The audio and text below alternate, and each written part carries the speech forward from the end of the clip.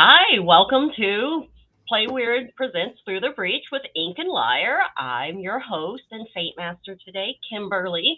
And with me we have CJ playing Maeve, we have Max playing Ember, and we have Tessa playing Helen.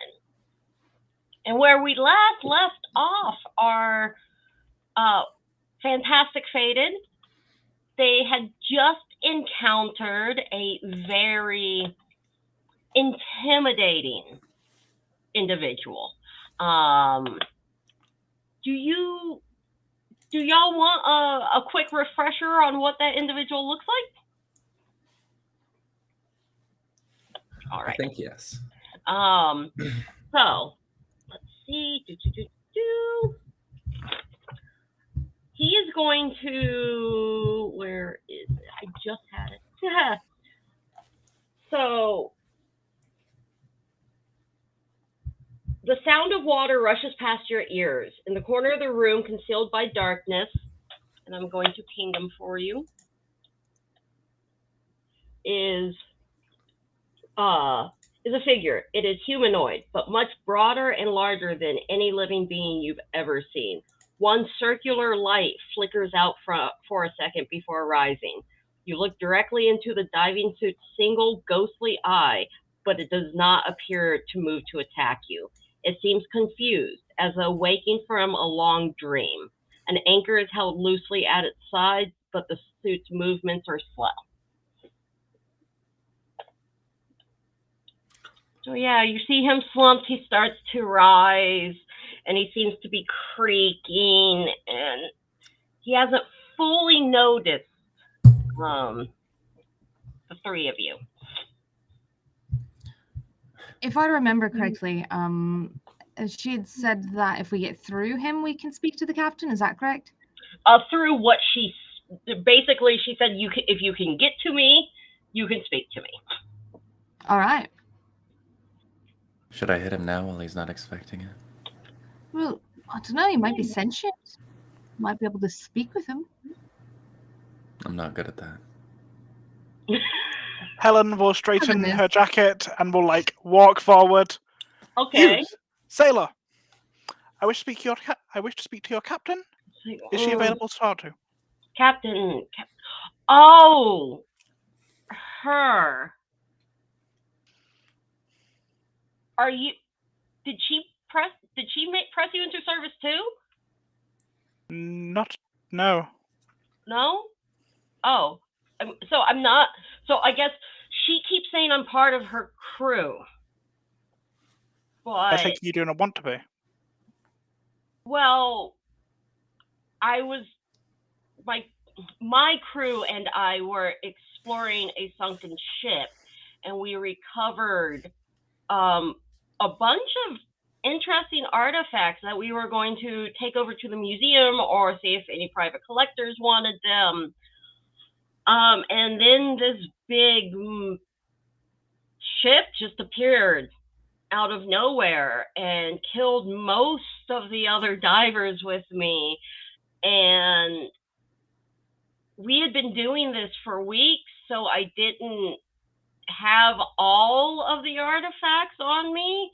And so she said that I was now part of her crew. And yeah. Are these the aforementioned artifacts? And I will gesture towards the captain's hat, the sword, and what else do we pick up? Pick something else. The soggy bag I've got full of artifacts. Oh yeah, I'm wearing that hat, aren't I? I have the sword. Yes. Yes. Where did those come from? I thought I got sent to Malifaux City. Yeah, to be frank, we found him in a bush, but that's neither here nor there. If you'd like, you can come with us. We can return it all together, and then we can all get out of here. That would be amazing. He seems to come. He's coming to. He's feeling. You can tell that this is the first bright spot of hope he's had in who knows how long.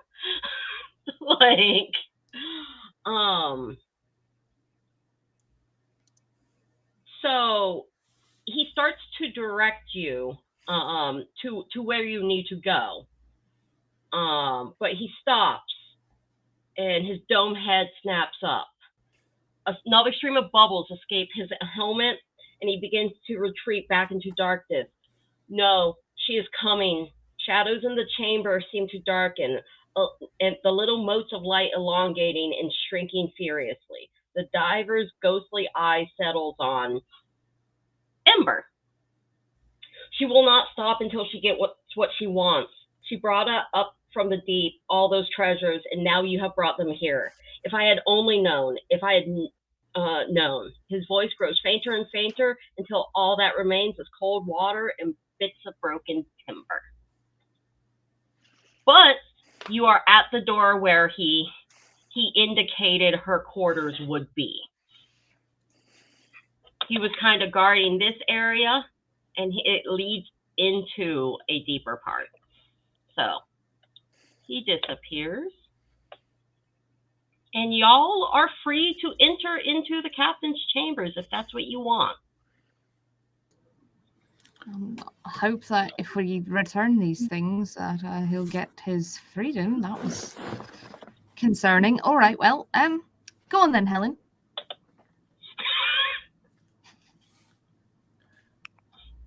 Ember, please break the door. You said break the door? If it gets you to go first. She will approach the door with a heavy hand. I'm getting both my swords out. Okay. I guess I'll kick it because that makes more sense. All right, I'm not going to make you make a flip for this. Ember is a strong woman, and she steps on this door. Yo. At that point, the Harrow's halls shake violently, blending back into darkness, and spraying rancid water just pours from the cracks in the doors. What little you can see amidst the cloying inkiness has already begun to swim in and out of focus. The room continues to fill with water and shows no signs of stopping. They swirl and move as though alive, dragging you into the undertow. Water fills your lungs, shocking you with every nerve, shocking every nerve with salted cold. Then nothingness. Everything falls silent. You wake up in this room.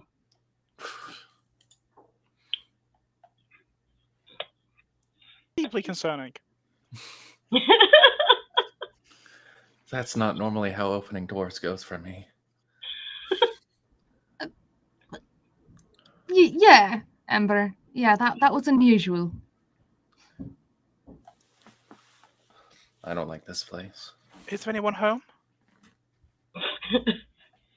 Yeah, you can't help but gasp as the world crashes back into focus. An array of colors shredding the gloomy, watery veil held across your eyes. The room before you is enormous, far too big for a ship this size. Small witchfire lanterns cast the room in dim light. The gleam of gold is everywhere. Piles of treasure, spill from chests and all over tables, scepters and crowns, just nest haphazardly on top of mountains of coins. There's gold. The floor is barely visible with just gems piled about. There does seem to be a few passages for movement around into this room. But it's like a gold hoarder. Maybe not. There's some stacks that look a little precarious, like you may not want to lean on it. It might clatter down. Uncut soulstones glitter alongside these gemstones and baubles. Charts and maps hang from every available surface, connected by jeweled pins and bits of twine. Arcane sigils faint lightly on some, while the lines of others seem to defy logic. They move and change positions as you read them. A series of dried severed heads hang from the walls and bookcases. Their lips move silently as though trying to speak, and their milky eyes stare at you. Hundreds of books sit quietly in their shelves. There is one presence in the room that dominates all others, emanating from a high-backed chair more akin to a throne. Purple magic purple magic burns out from her eyes, shadowed by the worn but magnificent tricorn hat atop her brow. Matted hair hangs across her shoulders, covered as uh, they are by a heavy-lined greatcoat. Its tattered edges still show how beautiful and imposing the garment must have been. Indeed, the woman wearing it is both of those things and more. She turns to look at each of you. One hand rests on the pommel of a cutlass, the other clutches a quill hovering above the coastal cartographer's table in front of her. One of her cheeks is gone, allowing you to see black-stained bones within. At her side stand a cadre of skeletonized bodies, heavily decorated in finery and representations of their station. One hands the woman a heavy book. She drags the nib of the quill across her tongue, making a note. She places the feather instrument back into its well, absent-mindedly licking the black ink off her lips. "Well," she says in a voice creaking in time with the harrow, "my old friends, the ones I wanted to see. It's been too long." So, you're in the presence of the great Mary Black-Tongue Bonnet herself. What do you do, Faden? As much as I do hate to seem rude, legally we've never actually met before. With all respect, I think you've got us mistaken for someone else, but we're here nonetheless to try and help you recover things you've lost. Oh, you're not? You're not under glamour or any type of magic? No, No? I mean, any type of magic's a little bit broad, but I'm not disguising myself. This is my face. We've tried to change it, trust us. And how did you come across my loot? I keep saying this, and I know It it was seems in a a bit bush. thin. What she said. We found it in a bush. Near a cave entrance. And then we went in the cave, and then suddenly we're not Kind really of here. sure what that happened. A cave? Yes, near On the mountains. mainland? Yes.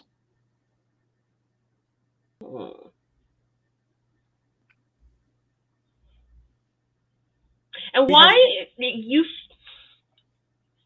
seem adept at finding treasure of your own. Why shouldn't I just have you join my crew? Make use of those skills of yours. I usually like when someone compliments me, but it does seem a bit unfounded as I literally picked it up out of a bush. I went, this bush is a little wet. I'm not really sure why. And then I found a bag. So, I mean, also, I've got a few things to do, really, back on the mainland. So, I'm not really in the market for a contract of any sort at the moment. I mean, once the one I'm in right now is done, maybe we can talk. I'm also very legally employed. It's a long, lengthy process of paperwork that would be required in order to change. If you really wish to talk to the guild, I'm sure I could talk to my ambassador about potentially a career shift, but that paperwork would all be on you. Guild? What's this guild? guild? Is it a trading company? Of sorts. They Guild do of a Merchants. whole Oh, I lot of don't- things. I'm not going to work with any trading company. I'm afraid that is where I'm currently employed, so you see, we wouldn't really be a good fit towards your current career. All right. I just don't Well, want to. let me see that what you say you have for me is in fact. We'll put the weird Yeah. barnacle wet cutlass on the table. As far as I know, and it's just gonna thump the whole like bag of And wet. wipe the hand on the side of me's clothes. Oi! Get off. It's the principle of the matter. And her eyes just. It's damn near everything. A bush, you say? A bush, yeah. We almost missed it, actually. Huh. All these years I've been searching. I don't reckon it was in the bush for all of those. I mean, It was likely brought to mainland after it was stolen. and no sign of the souls who brought it? Unfortunately not. Oh. I do know that, some people had been poking around the cave and never came back. So if they were your culprits, they're probably well dead by now.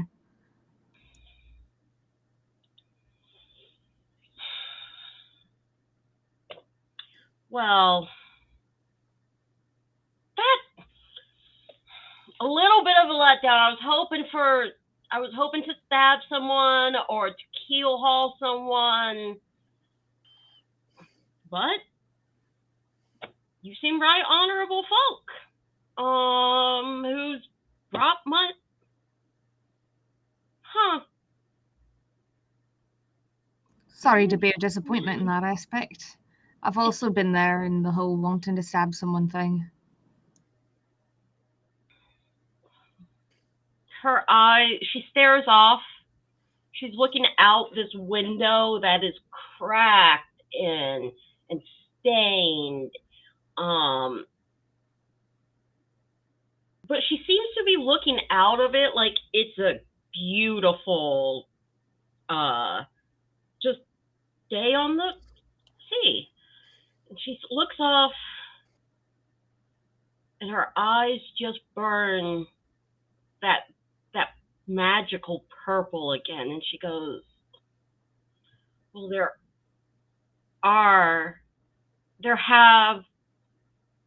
the wrongs have been righted.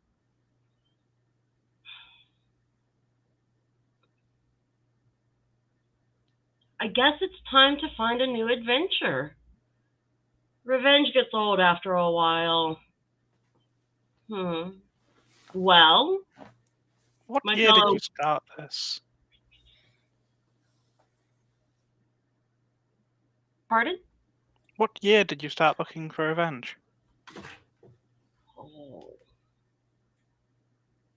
1692, maybe? Well, the opportunity for new adventures overdue then. We could sail all the places in the stories. We could find all those places my ma used to tell me about. Yes, I think it's time for a new adventure. But you, my guests, what can I do for you? Perhaps dropping us off back near mainland would be ideal. That'd be great. I do have to return to work.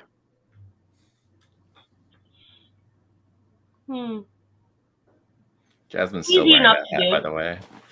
What was that? Jasmine's still wearing that hat. That's fair. That's Or fair. not Jasmine. Ember. Ember. Wrong Gappy character. Yeah. That's fair. I trust me, you had enough points already to succeed. You offered up everything else. The entirety of the harrow shakes. The sound of rushing water builds in your head, screaming and roaring until it grows to a deafening cacophony. You see Mary look up at you once more, purple magic flashing in her eyes. You swear you can see a coy expression before the inky black water crushes your lungs. Then silence. Nothing. A crack of thunder starts you awake. Rainfall occupies the silence left by the storm. Sweat covers your skin but quickly fades in the warmth of the night. Everything around you is exactly how you remember. So, you have found yourself back in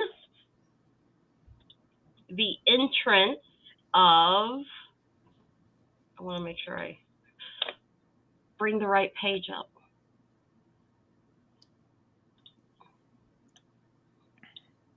You are back here. Notably, that crazy portal is just a dark moss-colored, slightly salty water smell wall. It doesn't extend any deeper. Well, do we think that was probably the reason people were disappearing? It does appear so. There was an awful lot of heads with various different fashion senses. I suspect those who could not return her treasure were likely executed. Probably. Bit unfortunate for them, really. Such a nice lady. You know, She was a pirate.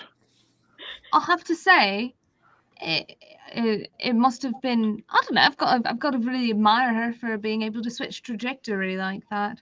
I mean, it's sort of a anticlimactic resolution to say, well, here's your stuff and we didn't take it, but I think I'd probably like that sort of resolution next time myself.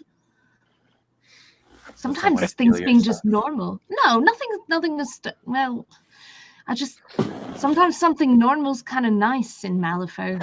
How often does that happen? It's been 300 years searching for one sword, a hat, and a bag. We also Killed a drowned couple of like hundred 5 people. times. Yeah. None of that was normal, Maeve. All the more reason for, to just be happy that it's back, right? I mean, 300 years, I don't know, it might have killed us anyway just because we were there. I don't know if Right. it's normal, but it was a happy ending, I guess. More or The less. fact that she maintained any of her sanity is nothing short of impressive, really. It's impressive. Very true. Although, okay, perhaps it's not normal. I'll give you that. I suppose I have another report to write. Yeah. Let's get back to town. All right, y'all make it back to town. No trouble. It's same kind of hike it was before. Not super rough on you or anything. Make it back, and what do? You still have lodgings. Also, it feels like you were gone for about, like, when you look around, things are still closing up. You weren't gone for nearly as long as it felt like. Pleasant surprise that we haven't been gone long. Usually when you get, trapped in some sort of extra portal thing, you're gone for long, expect. And yeah. No, this is good. We need to talk to our contact as well, but probably tomorrow maybe? It's probably a bit late today. Tomorrow seems to work. We just need to look for other leads about where those artifacts are. The artifacts we're looking for, not the artifacts that found in the bush. Right. Maeve picks up her journals, I forgot about that. It's just kind of going. We're out here on a job. Of course. A job. I forgot right. about that too. Yeah. I was distracted by the ship and the dead people. And the drowning. The drowning. An extensive report I have to write. You'll love it then. I'll get you a drink and you can just sit and write a report for the next 3 hours, which seems to be one of your favorite things to do. Let's go. They do love doing boring things. I can write you up in that report. And then Helen will walk off. Helen does not like being personally attacked like that. She just had a good time, and honestly, she's feeling so called out right now. Poor Helen. They're like, there was nothing wrong with it being just it's calming, okay? It's calming. It's my happy place. I was on a ghost ship. I'm gonna go write a report. That'll make sense of it. Maeve's the biggest hypocrite because you'd know that Maeve writes in their journal every night. This is detailed paperwork that all needs to be like triple checked and stamped, It's the though. same thing. It's It's not the about same. your feelings. Name's the like feelings, it's Dear about the Diary. procedure. It's the same thing. The interaction with the dead that needs to be catalogued and sent to the death marshal's office immediately. Oh, right. You've got to tell people when you talk to dead people. That must be time consuming. There's Tessa laugh, not a Helen laugh. Screw you, Um, CJ. So, I'm gonna since I immediately know what Helen's gonna do. Max, CJ, take a moment, a little bit of time while I work with Tessa or talk with Tessa, and figure out what you're doing in your downtime before tomorrow you get up bright and early to meet with your very strange contact. So, Tessa, Helen, rooms are just really for sleeping, and it's important to have a really good space for you to just be your best at. And what better place than the somewhat ramshackle guild outpost? And you walk in the door, not even locked. Everything's disheveled. It doesn't look like anything's been cleaned in a while. With the sheath of Helen's sword, they are going to slap the back of the legs of the guard who's slouched against a wall, because that is not proper procedure when a guild officer walks in. Oh yeah, one stumbles and tries to get up, officer,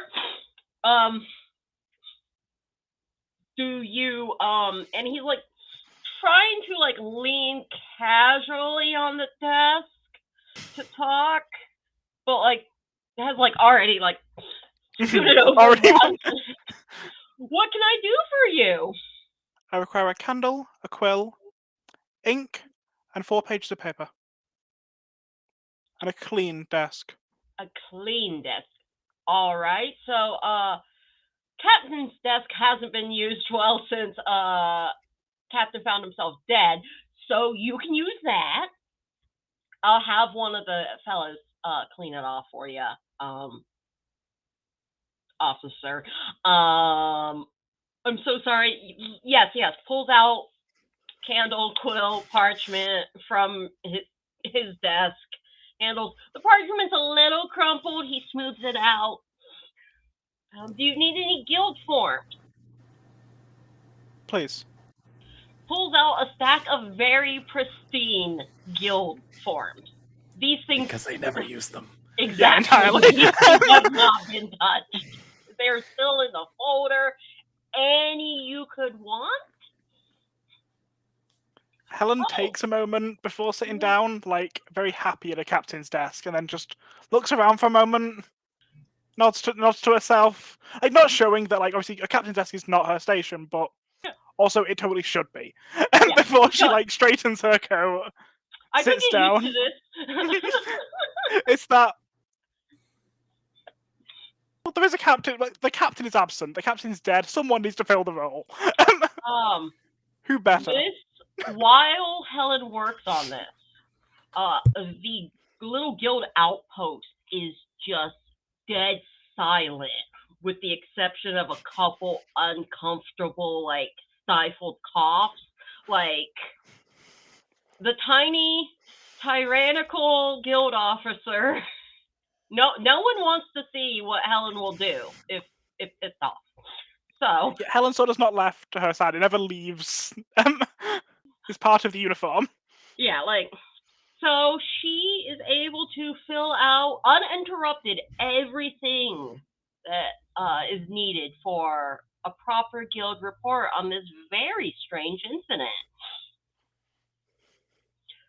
Moving on to Max, what is Ember doing during the downtime? I think Ember's gonna head back to the place, to our little base camp. and she'll start off by drying off her hat because it's still wet. Mhm. And she's just such a plain person. She goes back and she's probably gonna work out. Okay. She didn't get enough action in, so she's gonna finish stitching up what isn't stitched yet, and then she'll get to work on that. All right. Also, a thing while Ember goes and like around, it's like a kind of shared training area. It was built. Guild resources were used to make this for guild training exercises, but anyone seems to be like they seem to be pretty lax on who is allowed to use it. There's training dummies. There's weights. There's various things, and you see about you see an older gentleman, probably about 55. That he's got cauliflower ear. He's got what looks like a crushed orbital socket that never fully healed. This guy looks like a fighter. And he is just going to town on one of the training dummies, bare knuckle. And there is a younger woman with him. There's a bit of a family resemblance. She looks to be about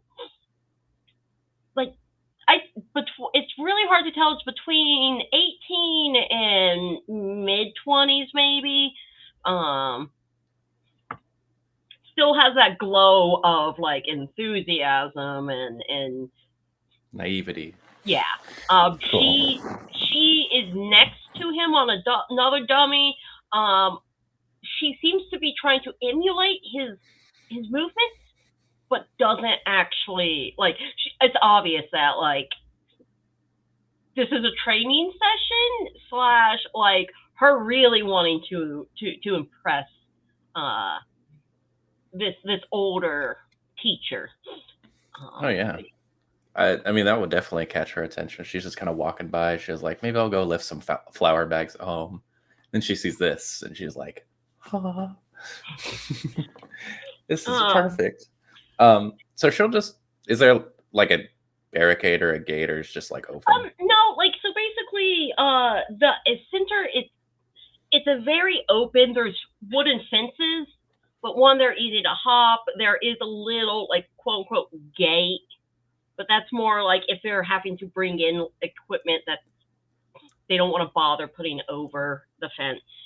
But it's just a very large, I'd say it's about 50 yards by 50 yards. Okay. With things are along the side so that people can kind of cordon off, but it's not the biggest fighting area you've seen. Ember will just step over the fence. Doesn't need to hop it. Just no, not what your stride is just like. And she'll head over to see what the guy is doing, because he seems to know what's up. So maybe she could learn a thing or two. As Ember approaches, she can hear the guy has a very gravelly, gruff voice, but his tone to who he's speaking to seems to be very, very restrained, very gentle. He's like, so what you have to do is you have to keep remembering that punching is all well and good, but you have to be able to get them on the ground. That way you can have the advantage over them, especially with you're so little and this girl is probably 5 foot's a strain for her. Yeah. I'm like two of her. Yeah, and she's like, yeah, very, and then the shadow of Ember just kind of looms as you walk up, and she stops and she's like, and just stares up, and the gentleman follows her gaze and goes, howdy, ma'am. We weren't bothering, were you? No, I was curious. I wanted to see what you were doing. I'm teaching my niece here a little bit on how to scrapple. You seem very wise. You've been in a few fights. I I mean, respect that.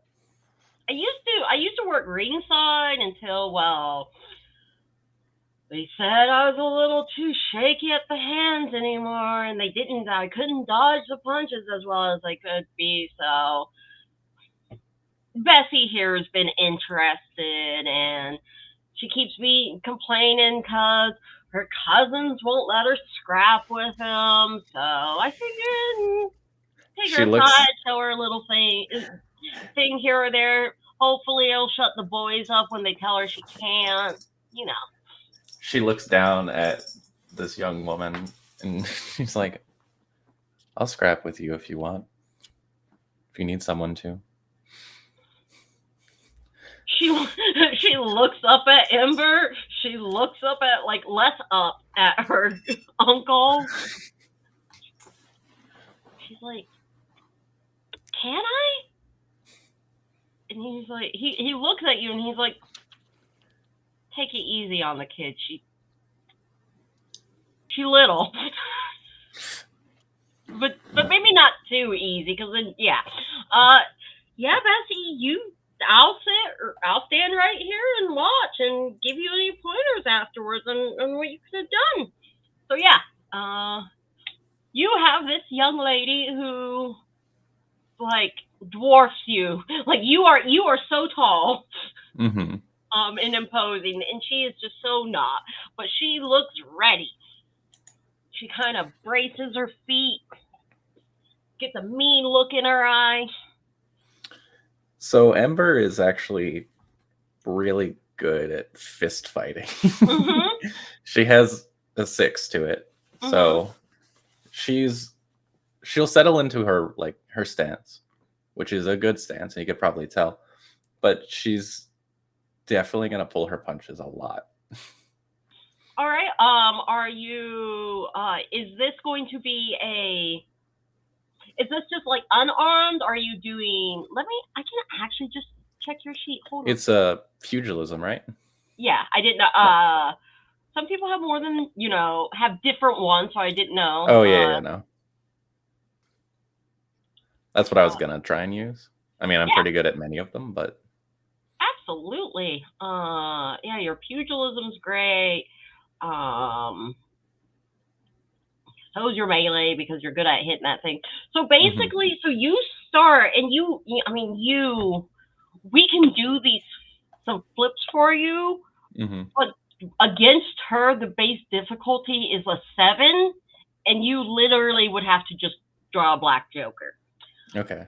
So we're gonna narrate this a little bit in the fact that, like, her punches seem to be focused more on her making sure she hits the right areas, not strength.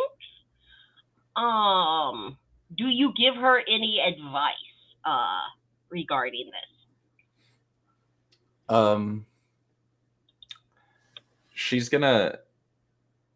She'll let her hit the right spot and then, like, look down and be like, you have to strike with more force. You have to mean your hits. Otherwise, they won't do as much as you think they will.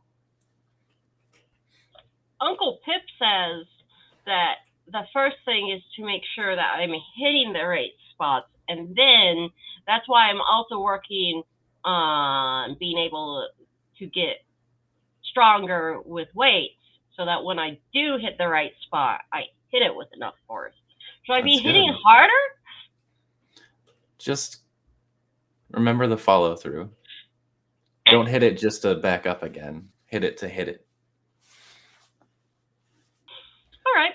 You keep giving her tips. She seems to be. You even point out, like, how it's not even the fact that, like, she's not using a lot of force. Her follow through is losing a lot of force. You're able to give her some really good tips on how to make the most of her size to follow through into making it more impactful. Uncle Pip whatever that may stand for.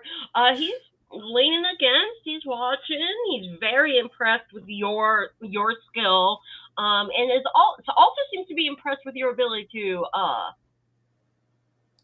teach his niece. Ember's surprisingly good at very few things, so that's a win.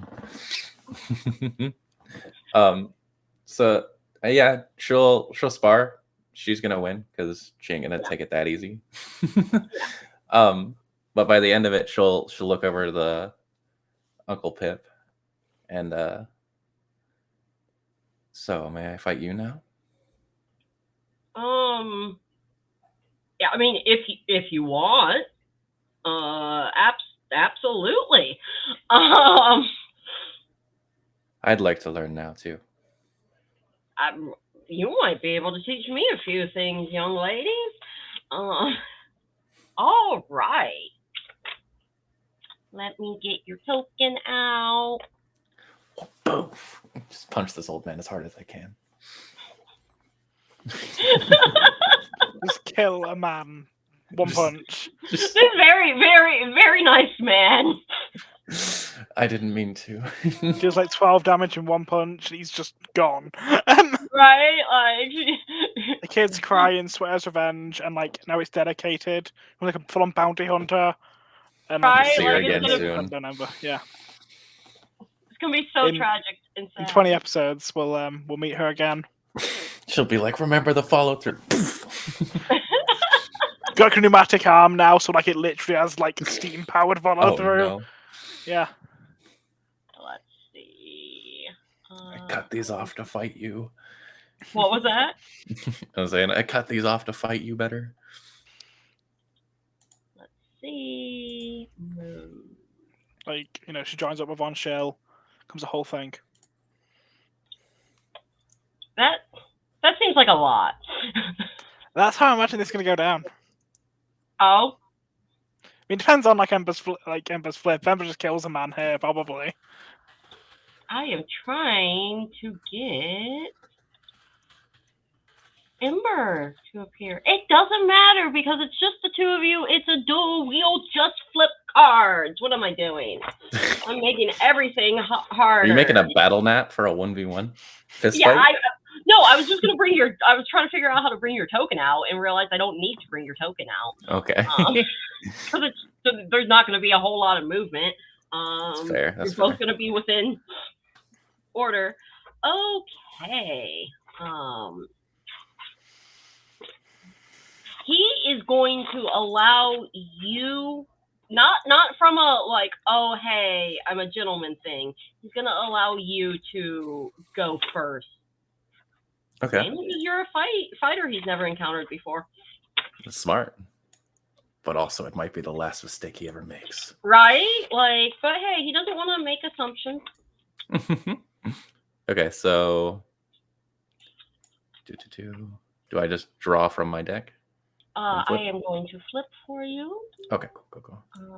Actually, I think... Do you have access to pull from the Fate deck? It's the bottom of the I have the deck. Ember one. Oh, the bottom? Yeah, Fate. Up. Okay, just draw one for me then. And Yo, it's a 13 of crows. Oh wow! I did kill him. Okay. Now you It's flip Red 13 Joker for plus damage. 6, right? Yeah. So- Let me check your sheet real quick. So does a 19 hit this man? Yes, actually. Yes, it does. Cool. Please flip a Red Joker for damage now and just one-shot him. Hey, on the plus side, it's not a ram, so your trigger doesn't go off. I wanted to check for a moment. Thank God for this guy in his 90s who very clearly retired. A 19 to hit, yeah. That is 8 higher. Oh no. Okay. So that's a plus flip on you for damage. Yeah. So I flip 2 and I get the better one, right? That's what I mean? Oh, you get to choose which one. Oh, okay, cool. Maybe Because I'll choose to not kill him. Yeah. Okay. And I do that from Is fate it deck as 8 well, higher right? a advantage? I thought it was a straight flip for 8 higher. What was that? I thought 8 higher was a straight flip, isn't it? I thought it was within 5. I might be wrong. Because it's within 5. If you meet it, it's double negative. Beat it by up to 5, it's single negative. 6 to 10 is straight. 11 plus is So it's a straight. advantage. You were correct. I apologize. You were Okay. close though. Sorry, So- it was just. No, Well, you're technically- right. I had the chart right there, and I just missed it. And I do it from the fate deck, right? Yep, you do it from the fate deck. Yes. That's a 8. Yeah, that's moderate damage. What's your moderate damage looking like? How do I know that for my fists? So what you're going to do is we are going to look at your unarmed. Okay. What skill rank do you have in it? 6. 3. She has a 3 in it. 3. Let me Mhm. quickly. So skill rank 3 is 1, 3, 4 damage. So he takes 3 damage. Oh no, because I'm pretty sure he's not he's not dead. Oh no. He's not. That's fine. That's fine. That's Still I'm pushing breathing. it. He's not a peon, okay? Knock this man the fuck out. Not a peon. All right. He is going to make a hit against you. Oh, he is up. Okay, cool. Yeah, you did not knock him out. Okay, He has. I mean, you did not take half his wounds. cool. Okay, gotcha. So he is going to flip, and this is basically what's your defense? I can look. My defense. I know where that is. 2 plus. 2. All right, and I'm just checking.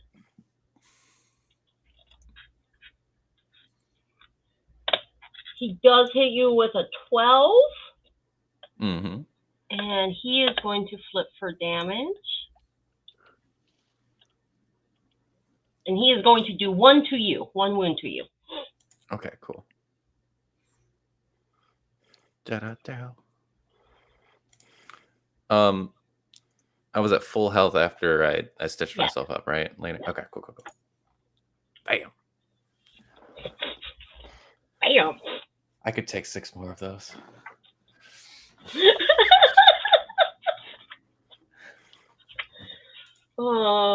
Anything else? Like, what else do you want to do? All right, it's your turn again, so. She he looks okay, so she'll keep going. Okay. She will attempt to smack this man again. Yeah. Ooh, All okay. right. That's a 5 plus 6 to hit, so 11. Do you have your fate deck? Or do you have your twist hand? No. Draw your cards for your twist hand. Okay. And that, because you can cheat it if you have something higher that you want. I draw 3, right? Yes. Cool. What do I got here? Cheat it. Anything good? Oh yeah. I mean, I could really rub his face in it. I mean, no, I'll do this. Absolutely, if you want. So You can also declare you're not trying to kill him. Like, I will let you pull your punches and not murder this uncle in front of his niece. That's fine. I'll cheat with a 7, and then I'll make it high enough to hit, right? I think. Yes. Cool. Ta-da! So 7 plus your 6. So that will be a minus flip. Gotcha. Oh. We're gonna be. Do you want me to draw for it, or are you? Oh, I see you drawing it. That's fine.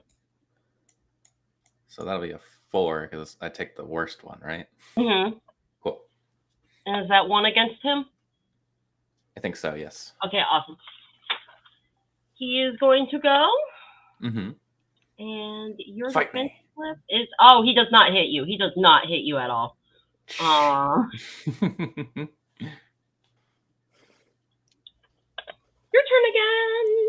Somehow, even though I'm he massive, I seems to be- duck under his punch. Yeah. He didn't see that coming. And even like with like because you are taller than him, you are you have at least a good 6 inches on him. Well, he's tall. So yeah, when he goes to like swing and you duck under, it actually catches him off guard. Hell yeah. So That's what we like to hear. Your turn again. All right, fight's not over yet. No. Yeah. Dang it. I'll miss that one. What did you draw? That's a 4 again, plus 6, so 10. So a 10? Mm-hmm. All right. He's It's all good. I'll play defense this round. He's going to try again. That is not going to hit. So he misses again. Mm-hmm. It's like the Jake Paul versus the other guy. I forgot his name. Fight. Any of them. Terrible. Yeah. Any of them. Okay. There's someone in my life that follows UFC. Yes. I know. Okay, that'll be a 17 to hit.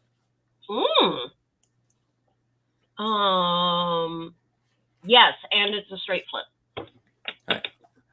She kind of fainted him out, asking for that hit, and then got right back in there, just smacking him real quick. That'll be a 5. So that's 1 damage? I don't remember what Tessa said. Where is your 5? For 5 is 1 damage. Yeah. Yeah. 1 damage. All right. Mm-hmm. He is looking not great.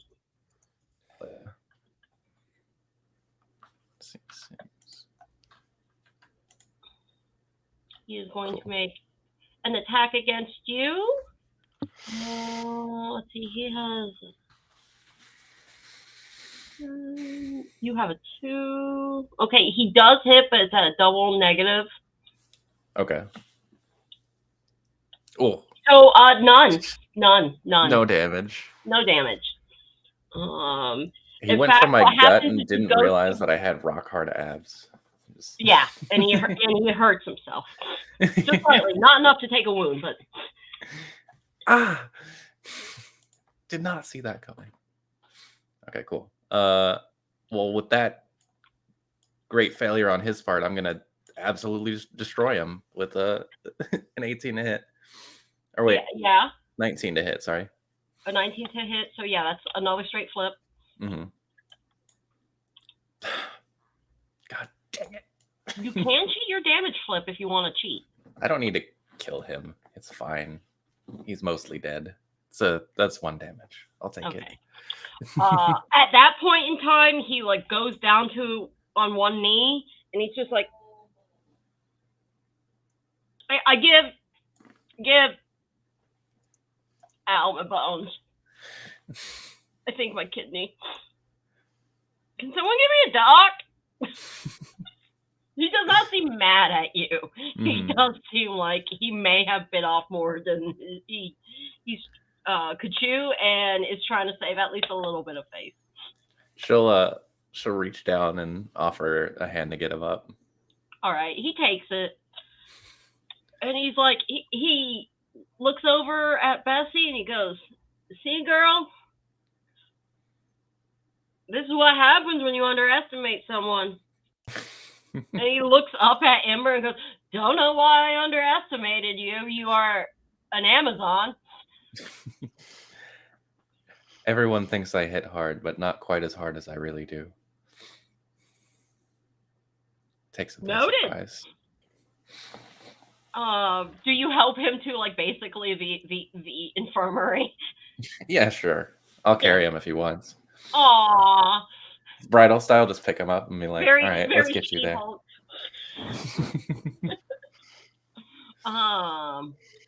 Bessie is just following, like you're carrying him, following the two of you, and has like giant eyes, like I want to be her when I grow up. So yeah, you help get him. He offers to buy you a drink once he's a little patched up as a thanks for the great fight. He hasn't fought that. He hasn't had a fight like that since ringside. And hey, Absolutely. maybe okay. He's like, maybe we can trade war stories sometime. You look like a lass who's had some scraps. She gets real quiet when he says that. I don't remember most of my stories right now. Oh. So, Well, you seem like good folk.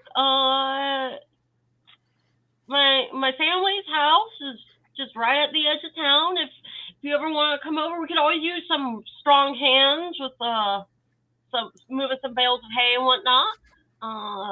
If you're looking for some side work, I'll keep Philip, that in mind. but the little ones call me Pip. Nice to meet you, Pip. I go by Ember. Nice to meet you, Ember. And Ember's made potentially a new friend. Woo! Friendship. Now, Maeve, She's what are doing you doing with your night back in? leaving the call. Yeah, I just was really offended by you getting to me last.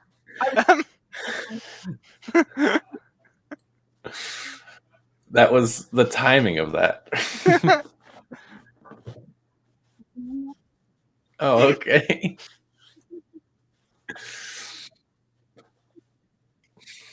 We still cannot see you, love. Oh, what?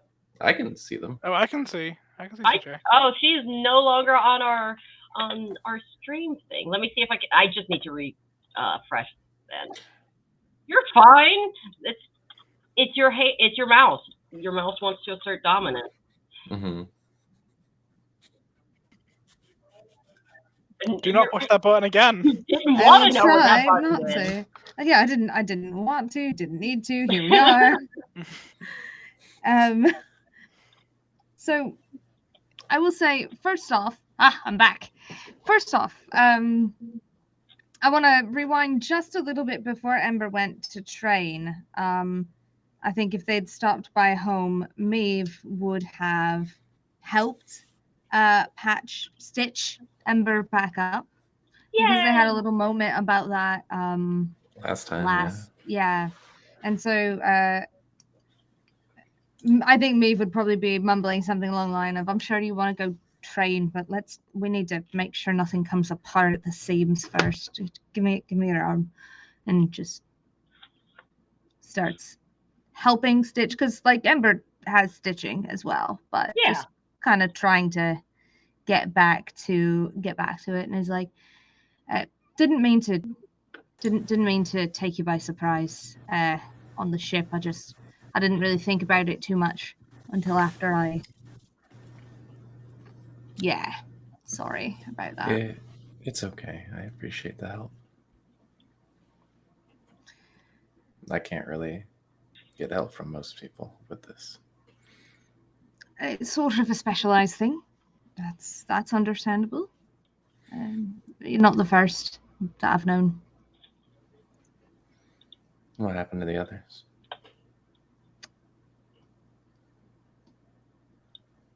The last person I knew who was like this, I don't know what happened to her, actually. We went our separate ways, but she was a good person, and occasionally needing a replacement hand didn't change that.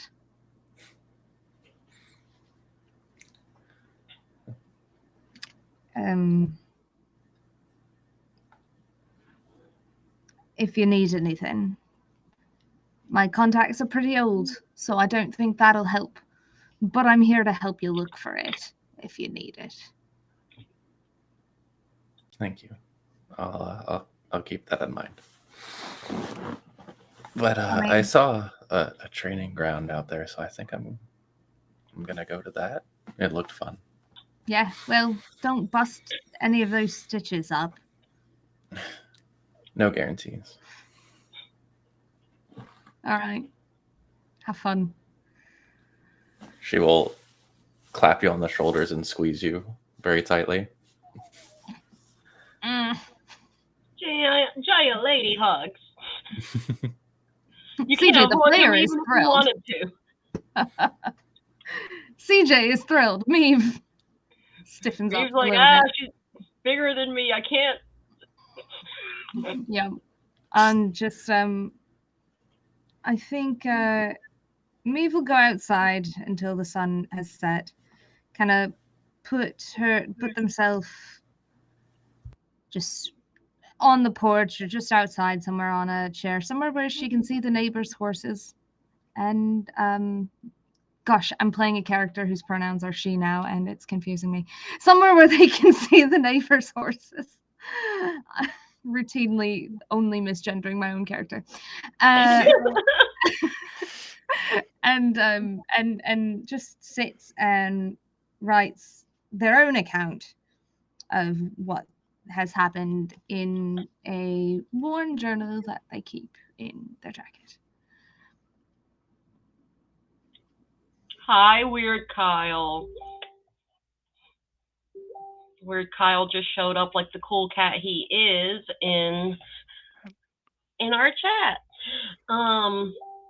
Welcome. So, Yes, welcome. Hello.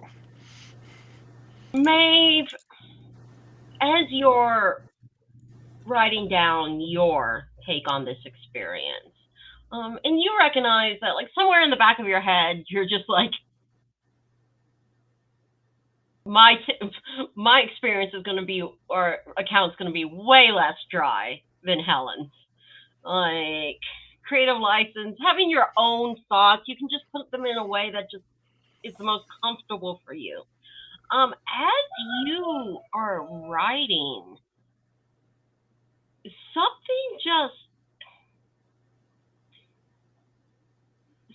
about that entire situation, even though you came back and you felt, the soaking wetness and you had to just recover, it has that haziness of a nightmare. Perfect clarity, though. But like when you're recalling it as you're writing things down, you keep going, wait, no. But then the hallway came out. Did it come out from the left? Did it come out from the right? Like, you remember going down this hallway, but the locations, how you got from point A to point B to point C to meeting Mary, just seems like it follows dream logic.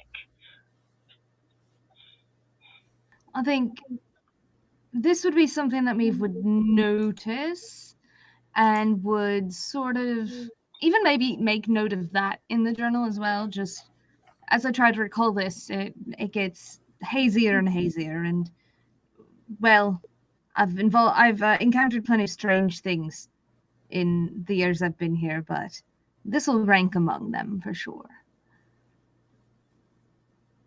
And sort of just makes that note so that if they're to reference it back again, they won't forget the strange feeling that the encounter left with them. Awesome. So, each of you wrap up your nights. Note for Helen. If you spend the midnight oil writing your very detailed guild report, not a single one of those guardsmen leave until you leave. Helen will eventually say, like, when it's time for them to clock out, look up and go, "You were dismissed." Then look back down at the paper. And then they all get up and just book it. Like, and Helen will spend like another 2 or 3 hours there just writing. Yeah. But you absolutely the door will be locked for the first time in however many years. It's gonna go real bad because none of those guys know where the key is. Helen will be there first thing in the morning anyway. So, speaking of the next morning, everyone has a nice meal. It's on the house because your wonderful contact, Gert, is has put everything, basically on their tab. everyone gets to sleep in a nice, like, it's not the comfiest bed in the world, but it's nice. And each of you, as you're just like the moments right before you fall asleep, Helen, you hear, like, just for just a moment, the sound of crashing waves. Ember, you feel the spray of water on your skin. And Maeve, you smell that salt, that salt and somewhat seaweed, like biome full of life that is the ocean smell. And you all fade off into dreamful slumber with dreams that are not about the ocean, not about what you just had, surprisingly. And with that, we are going to take a quick, like 5 to 10 minute break so I can use the little hobby assistance room.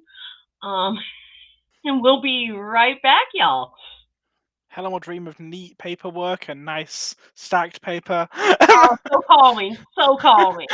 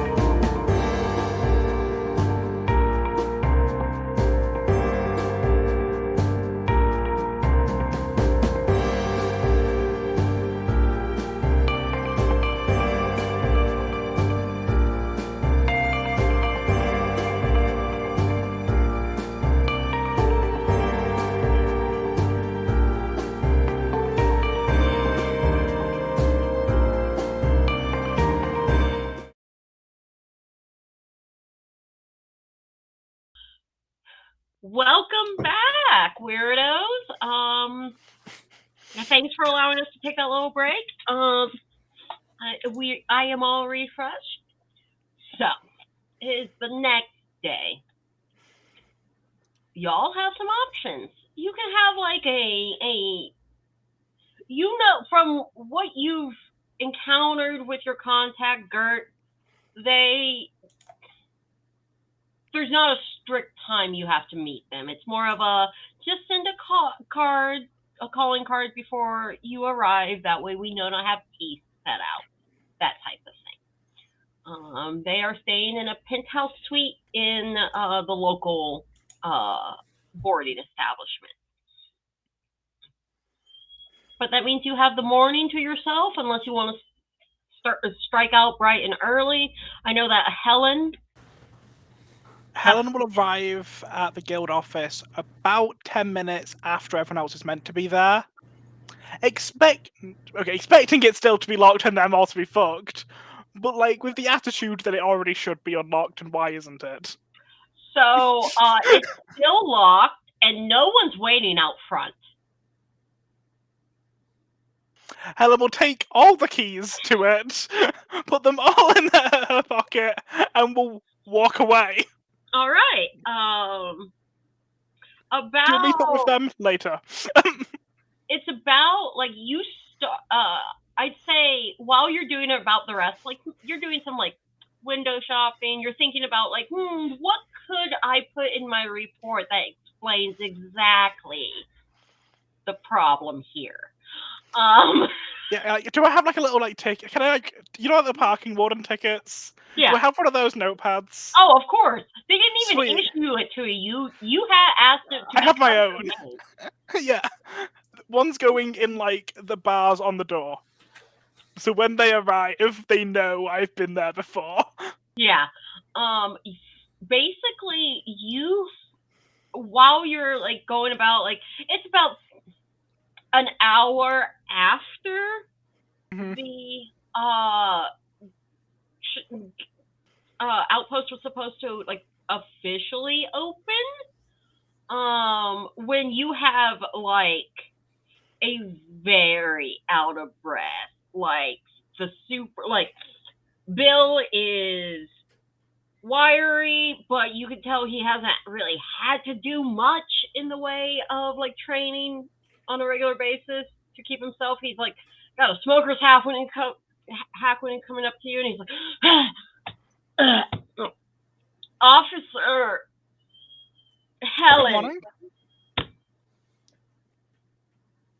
we can't get into the guard outpost, and they sent me to come find you. Did someone mug you? No, it was locked. May I ask where your key is? I don't have one. Have you written a request to the Guild Enclave to have yours replaced? And get one 6 months later?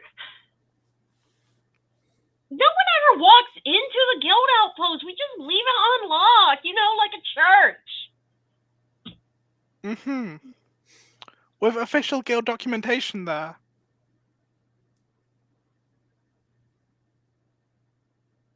Yeah. Helen once more straightens her coat and pulls out her little notepad. Takes the key out of her inner pocket and hands it to Bill. Do you take this poor guy back where the rest are waiting? Okay. We'll unlock it and we'll hand each of them one key. Each of them get one key, and they kind of sheepishly shove it in their pocket. And without any word from you, the first thing they do is just start cleaning. Helen make sure everything where she had left was absolutely immaculate. Yeah, which was not normal for this place. And we'll write one final piece of paperwork before she leaves to go on the rest of her assignments, and that is specifically to her boss. informing them that this outpost has no upper management, and up until such a place as a new hiree has been sent to fill the position, she would like to request that she takes that position in order to ensure everything runs smoothly in the meantime. All right.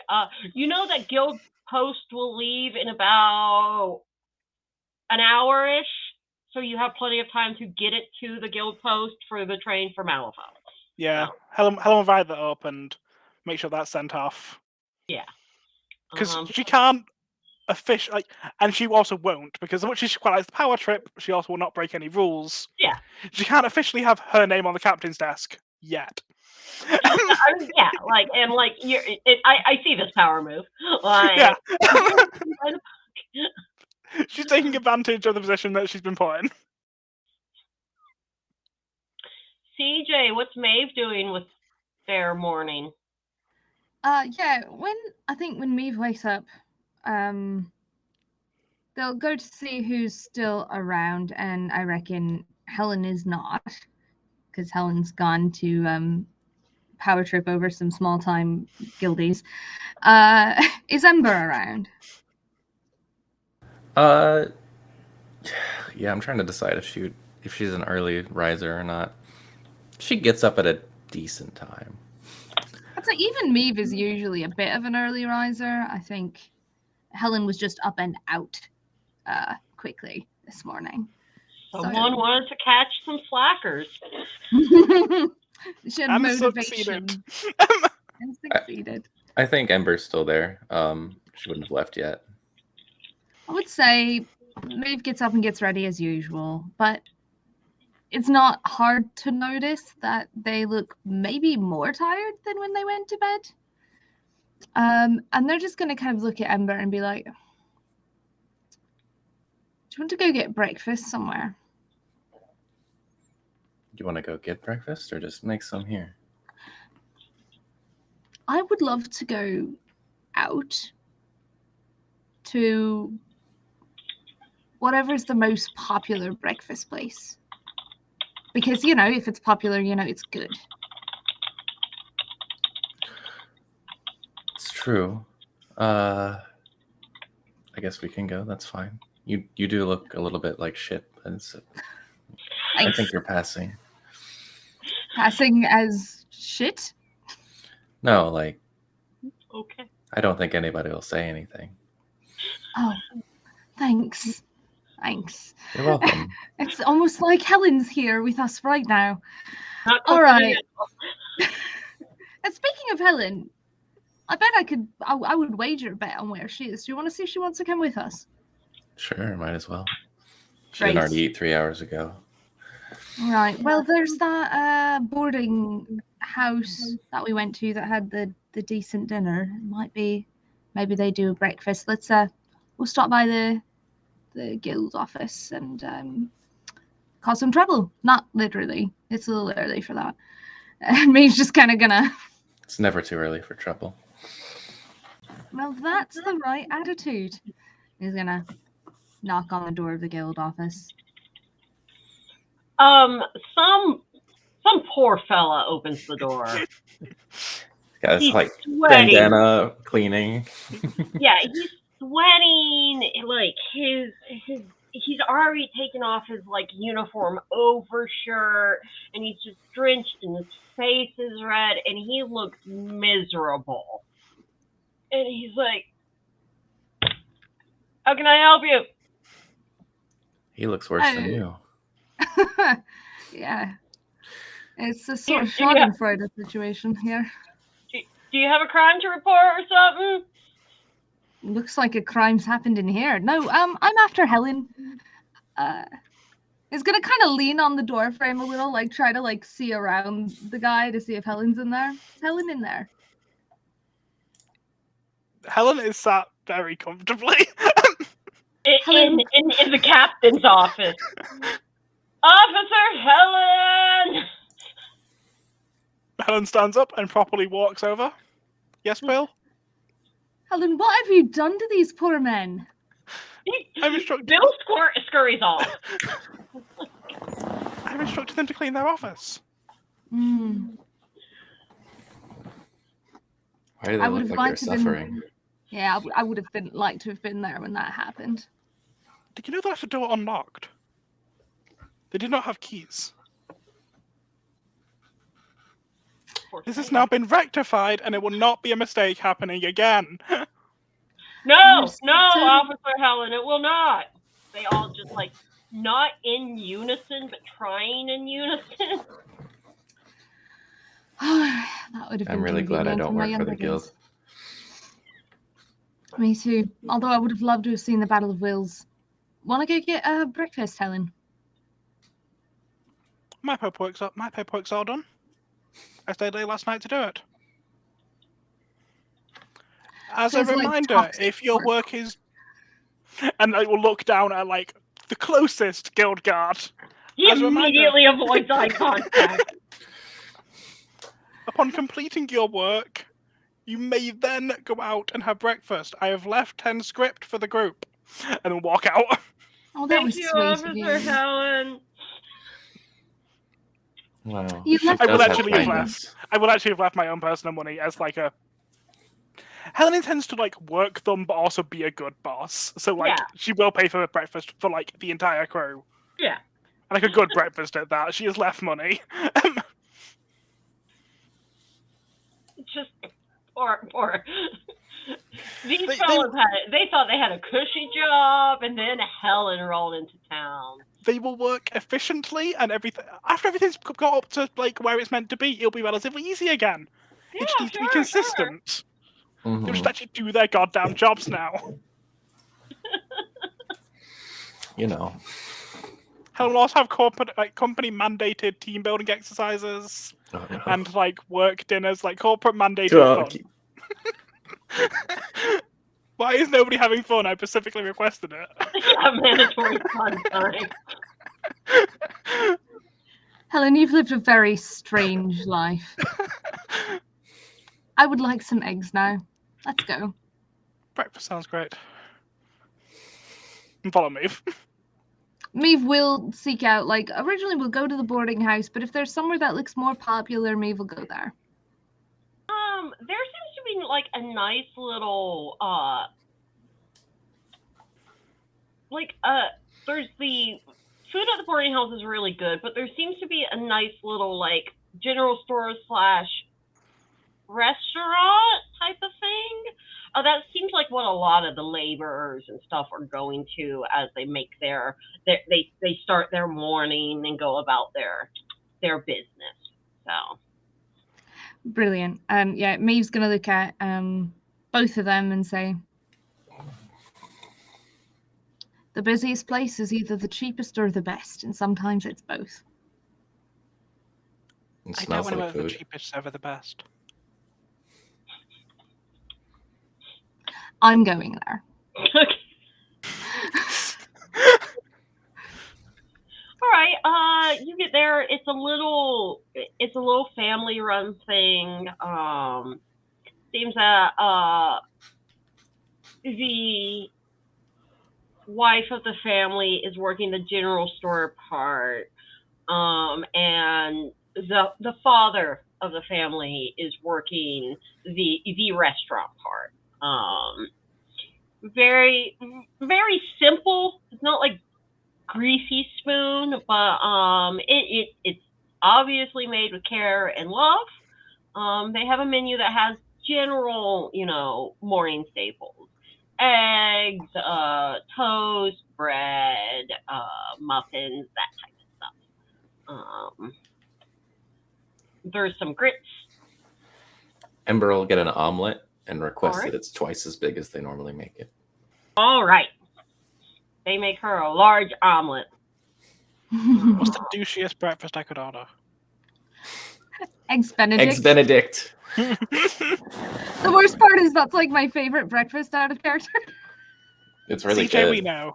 I'm just like, what's the douchiest breakfast? It's probably Eggs Benedict. It's the most complicated you can possibly make breakfast. Hollandaise sauce. Check. Oh yeah, it is even time period appropriate. You order Eggs Benedict, Hell yeah. and they're Yes. like, Quiche's also pretentious. Yes, thank you, chat. Helen Quiche totally is so used me. good.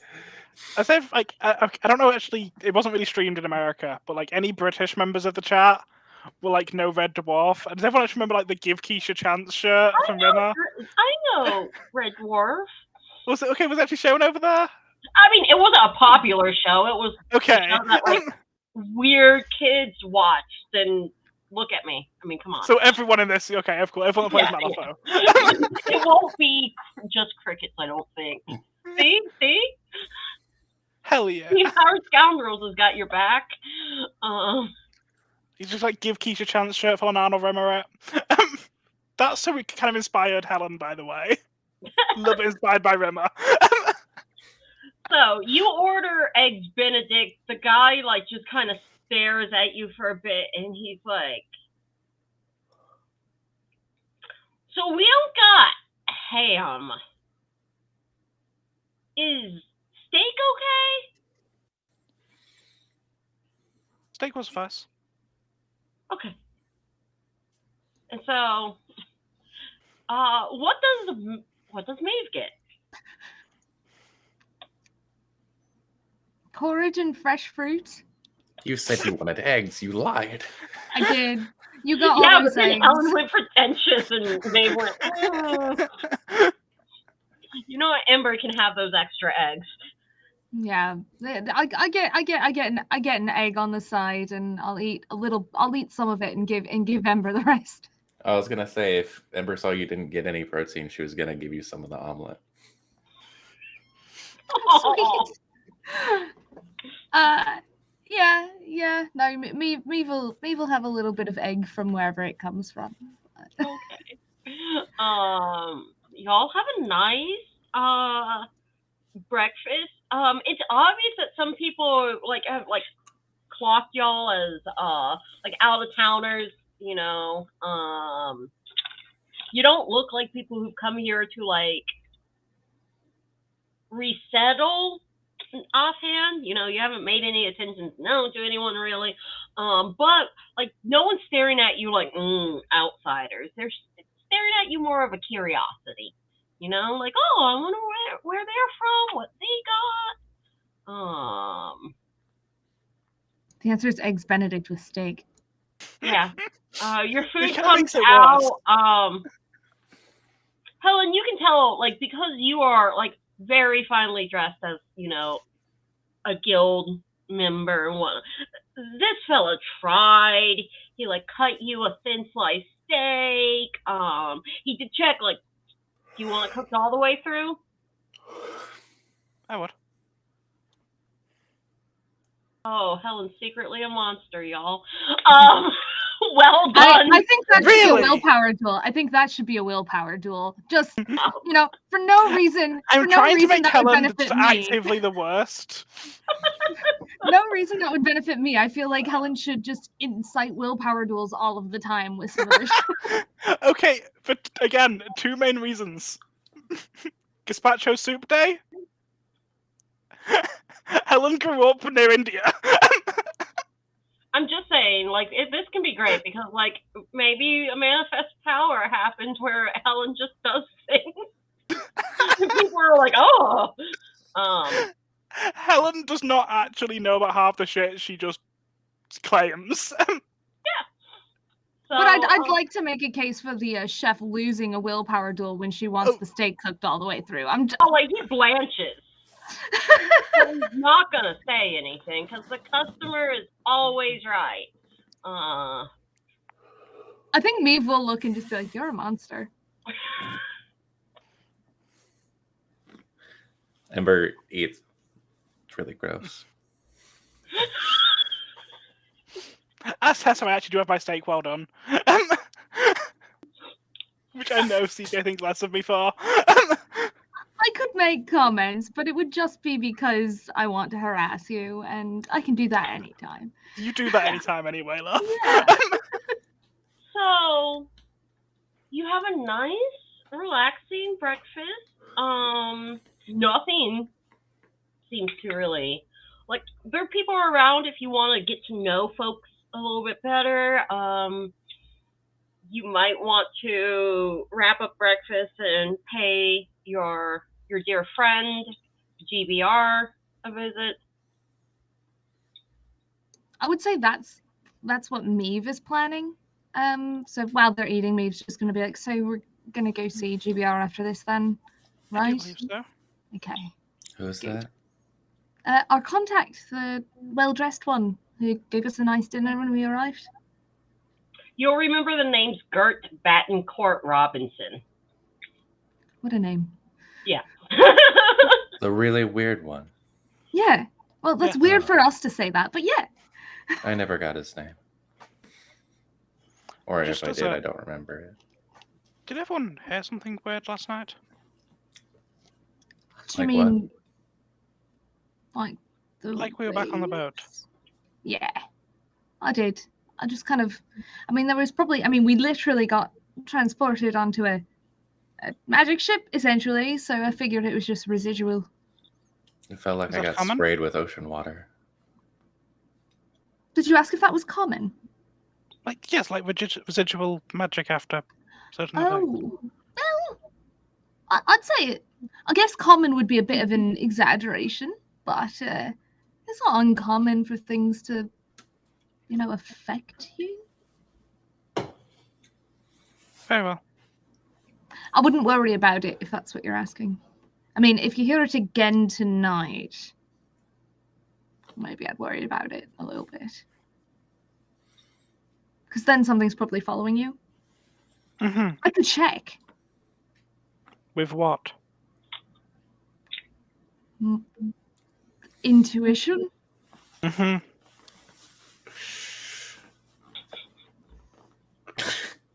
Let's go see GBR. Wise.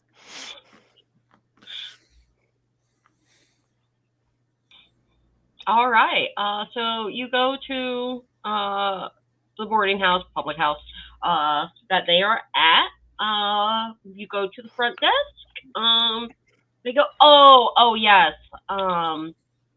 They are expecting you.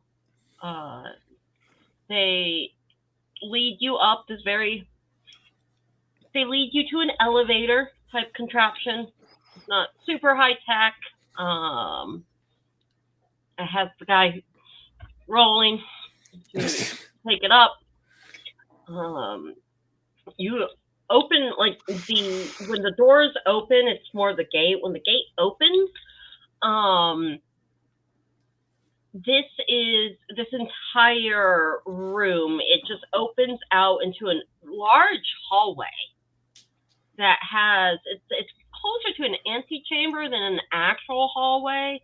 It's got some couches, it's got some mirrors, some end tables that frame this door. And the door is open. It looks like there's soft classical music wafting out from an Aether Vox somewhere. There's some idle sounds of plates clinking, glasses being raised. And when you walk in, you see that your contact is there. They have their very mouthy, quiet assistant attending them kind of off to the back and left of them. They seem to be holding court. They're talking. They're the center of attention. They look up at you. There's about 4 people seated before them. Goes, oh yes. My contractors. Excuse me all. I have some business to take care of. Thank you so very much. And these they look finely dressed business individuals. They do not have the striking or very interesting appearance of Gert. Gert's outfit today is a very bauble covered. Like it's got like all sorts of little jewels on it or rhinestones. It has a very high collar. Their hair is put up in this weird swooping. It's just kind of up and down with you don't know how many pins or how much spray is in that. Everything is in a nice cream and gold color that matches their surroundings, and they're like, "Oh, please, friends, please come sit down." Quick side note that I forgot to ask when we woke up, which I think is interesting enough to bring up.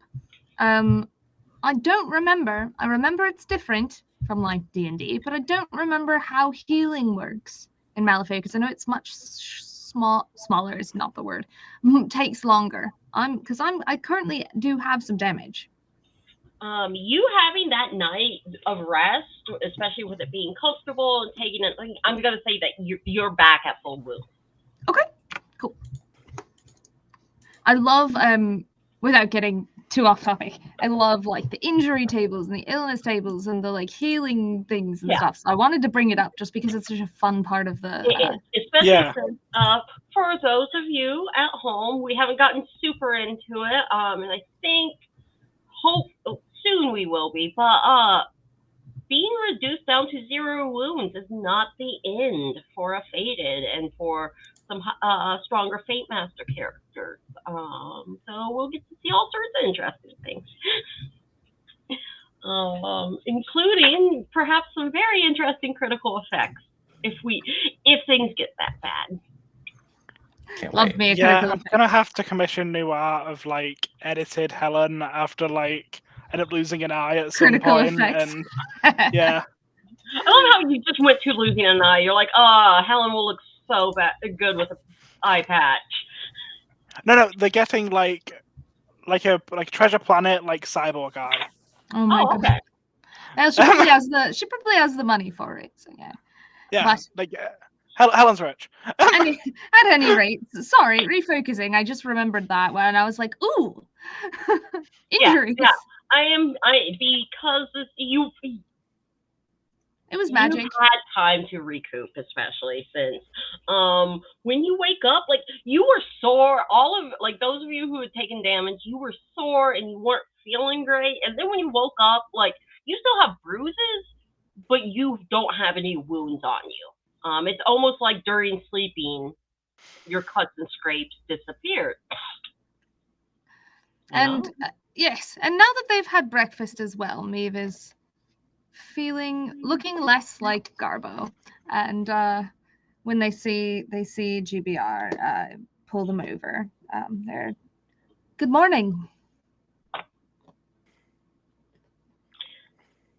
Good morning.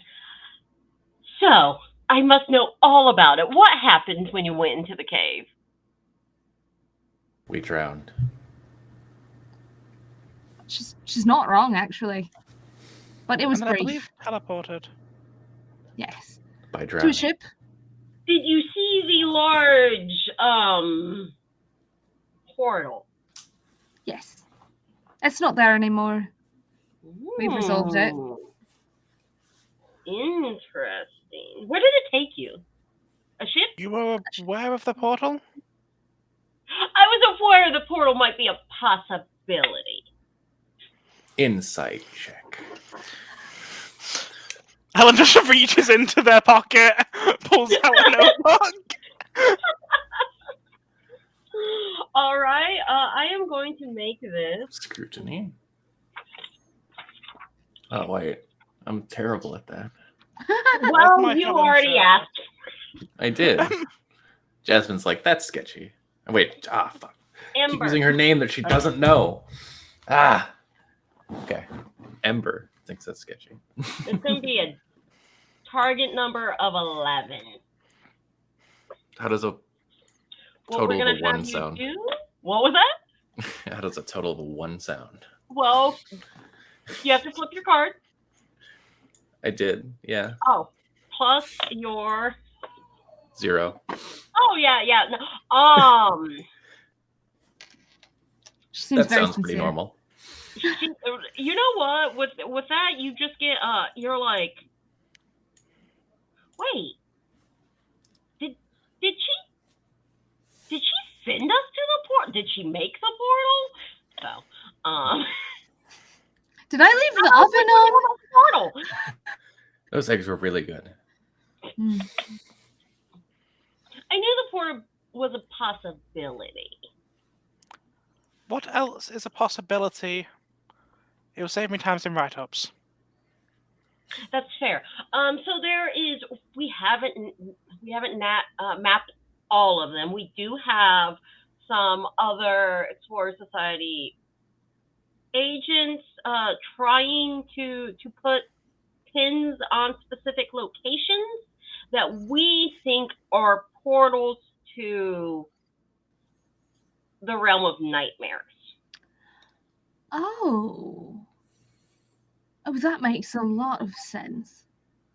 When I was trying to write down in my journal what we'd done, I just had this overwhelming sensation that everything was a bit fuzzy. At the time, I'd chalked it up to magic, but nightmares then. Okay, Yes. that's fun. I love that. How? All of you seem pretty. How knowledgeable are any of you about the history of this place? Of Malifaux or nightmares? Yes. Well, Oh. I mean, both. I know a few things. I How grew up knowledgeable? Earthside, but What's my history style? I'll let you know. I do have. I've done a lot of research. I started doing research Earthside. I got bored. I came over here. I kept doing research, but about Malifaux. So I know a few things. And I can flip if you'd like me to for Meeb's history check. I don't remember anything. Where is? That's not my Roll20 window. Oh, there it is. I have too many tabs open as usual. Okay. It's okay. I have both my GM and my player facing Roll20, so it's. I find myself going, wait, is this right? A lot.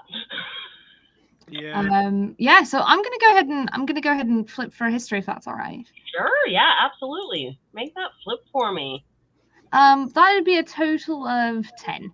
All right. So I'm going to tell you what Gert starts telling. And at a certain point, you're going to remember having read something specifically about an incident they're mentioning. So your 10 will be able to give you a direction, a leap off point. Gert just looks off in the distance and sighs and goes, so long ago, the realm of the unconscious mind that was connected here it was not a realm of pure nightmares. It was a dreamscape. You could create so much. And then those whose greed knew no limits forced itself into the realm of dreams and corrupted it. Until recently, my research has been hopefully trying to find the pockets of the original dreamscape. They have to be out there. The denizens of the dreamscape couldn't have all been just murdered or twisted. And if there are access points into the nightmare realm, we could potentially find a way to organize an expedition to find some of these safe pockets. So your goal is to revert the nightmare into the dreamscape? Well, or at least try to reinforce these pockets so they're not completely absorbed by the corruption. Interesting. I mean, don't get me wrong. I fascinating, and yes, I mean, if anything, I'd learn a lot. But I'm sorry, what? a lot of our world is just corruption at this point. How are we supposed to turn that around? Indeed, interfacing with a unexplored and a collection of Neverborn without the Ortegas or without proper equipment. Helen, didn't your contact send you, or didn't the guild send you here to GBR? You'd assume they know what you're doing. Indeed, that's just not in the brief.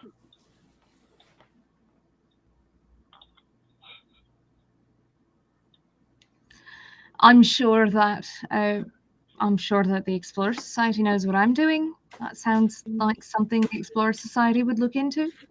I mean, the Explorer Societies were the ones who originally we talked to when they discovered. It seems like a group was lost in one of the in that cave. That's where we first discovered that there was a portal to another place. And so if we can find a way to mount an expedition and it not be just immediately murdered, you three are the first three to come back. And we don't know why.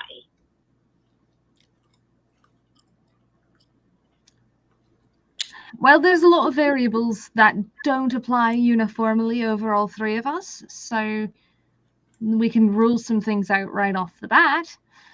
I'd love to know more about the people who disappeared. If you can send us a brief on that at some point. I can have someone bring you the brief of both the smugglers that were reported missing and the early expedition team. Good, great. I'm going to need as much personal information as possible. Might sound invasive, but you never know what the link is. How did... And go ahead. You were also aware it was a ship, yes? It was a ship? You asked us if we arrived on a ship. Well, I'd said ship. To be fair, I kind of... the ship, so I don't...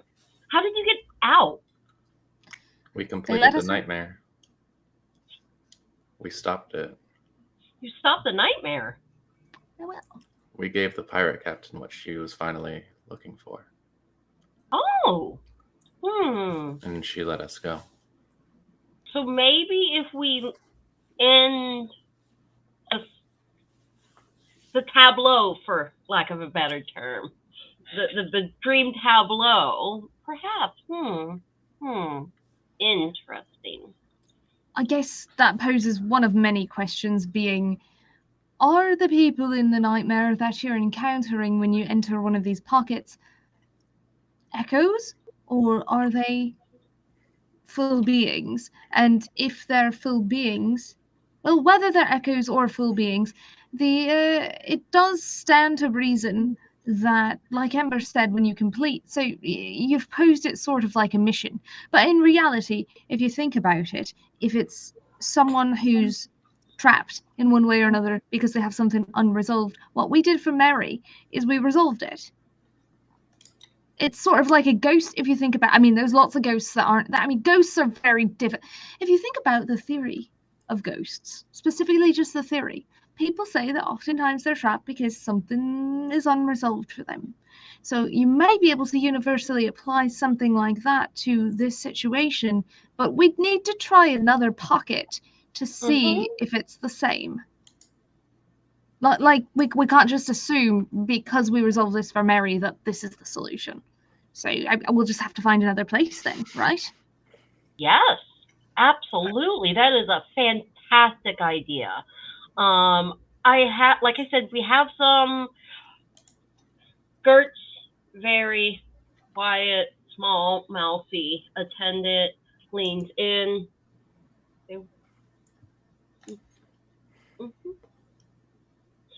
All right. So it seems like at the Explorers Society headquarters, Monsieur Tannenbaum has a cartography department there.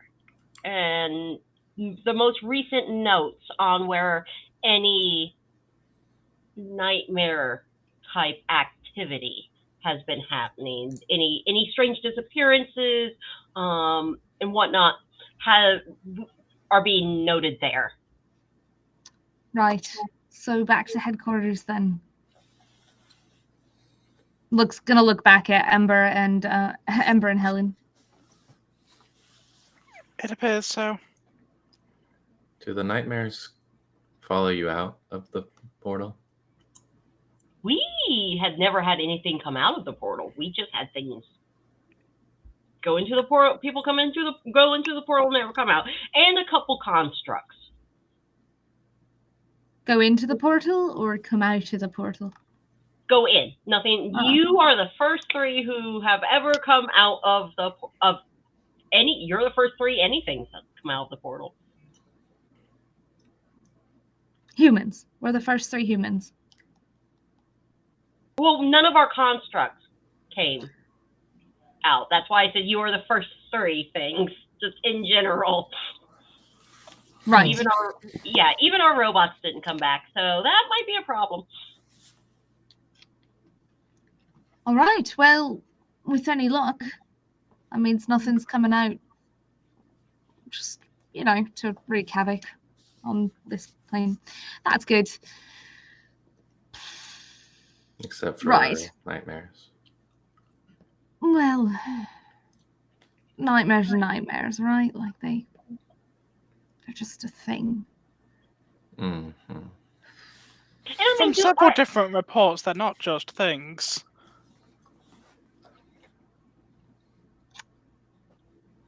I know I could count on your pedanticism, Helen. Thank you. So, just to be clear, as I know that things are not always as they seem, are we leaving, if we go back to the Explorer Society now, are we leaving any threads unpulled? Is there anything we need to do to complete this agreement before we go? Looks around a bit and goes, Sal. Mika Tinda comes out over. Yes, mister. Sal, can you do me a favor and can you just let my agents know to keep an eye out and send letters to who wants to be my contact to receive postage? I'll do that. Wonderful. Make sure you get this individual's contact from, yes, find, and backup contact, yes, okay. So, we don't think there should be any residual issues here, especially if you said the portal's gone, then maybe no one can walk in, but I will keep some eyes on it just in case maybe it pops back up. But I will have my agents absolutely anything that we hear. And if we locate some more, if we get leads on more portals or whatever they are. Do you know of any others? I heard that there is one out in the Badlands. We can stop back by Malifaux City and speak with Tenenbaum. That sounds wonderful. Yes, good. He might have a few leads, Helen, and I'll let you handle all the official paperwork, and I just make some notes. Just a few, just curiosity, research, about. Interesting. This is very interesting. Right. Yes, I'll go give my contact information, and Maeve's gonna kind of like waddle off to go give the assistant the contact information. One thing you notice is when you're talking to Sal, Sal is very Sal is a very quiet, very withdrawn looking man. And he's wearing some very simple robes. He seems he has trouble making eye contact with you, but he takes down all your information. He's able to repeat it back to you without missing a beat. He didn't write anything down. And then hands you about 5 scripts for travel purposes for your group. Thank you. Really quick, Maeve's a nosy bitch. So can I do a sort of insight check just to see if I think this person is alive, human, etc.? Yeah, absolutely. Okay. Make that flip for me. That's Maeve deck. There we go. And what would I be using? No, you use it from the regular deck. Maeve did I pull it from my deck? I did. I'll put it back. Nope, that's not how that works. That's fine. Where is the regular? Fate deck. Okay, there we go. Oh, well, that's a better flip. I'll take it. Yeah, that's great. And what would I add to that? You would be adding. Let me just bring up your sheet. I have everyone's sheet. So I've got history, if it's history, but it could also be like medicine or. Give me a scrutiny. Scrutiny. That'll do. Yeah. Let's see here. If I can find where I put it. There we go. Oh, my scrutiny is terrible. So that's a 9. Oh, it's a 9? Yeah. It's not hard for you to spot. Sal looks like he's focusing on something, but not something that you can see. It's more of he's obviously concentrating and his mind is somewhere else, but he's still able to repeat back. He's obviously paying attention to you, but it's obvious his attention is divided. Okay. Yeah. Maeve makes a mental note of that, but doesn't even write it in the journal. Mm-hmm. And just, thank you. Of course. The Explorer Society should be able to forward any of my my correspondence if you can't get a hold of me. Of course. Great. Thanks. Thank you. It's just...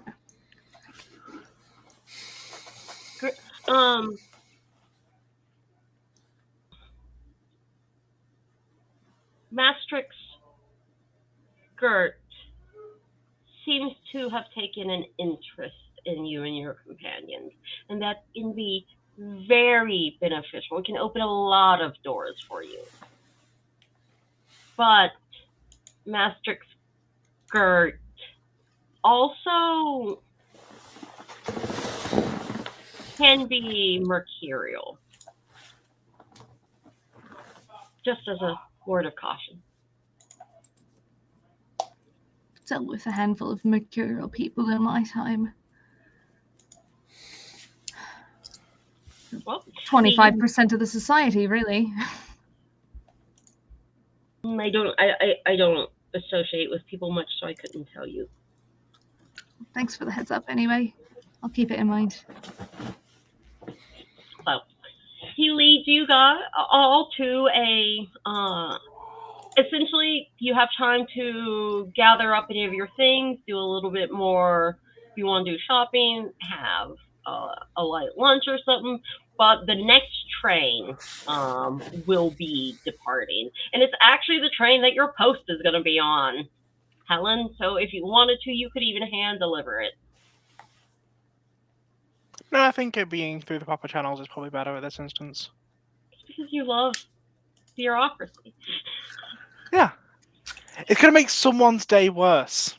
If I just handed it to my officer, then that just gets filed immediately. But, like, if I hand it through the postal service, then someone's going to stamp it, and it's going to get to the desk clerk, and they've got to sign over it. It makes everyone's day that much worse. I think you've just once again reiterated my point about willpower duels. I can't be present for the clerk's willpower duel, but what's going to happen is I'm just going to eventually be like, sorry, Helen, you're a woe now. Helen's just bureaucracy woe. I'm the woe of bureaucracy. Isn't that just being a guild lawyer? Yeah.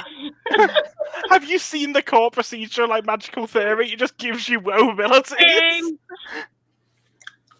Well, dang, I never thought about it like that till now. Yeah, like literally, you lose your soul if you become a guild lawyer. It's one of the class features. Horrendous. Love. Benefit. I love that. I love that the guild's like, you know what was a really big mistake that the Neverborn made? Let's make a whole group of people like that. Well, they're not okay. On paper, no one knows. It's just real bloody obvious for like anyone reading it outside of the guild. Yeah. Yeah. As like players, it's real bloody obvious, but like in the system, Lucius is very good at hiding his tracks. Oh yeah, Lucius is just a very respected member of the guild.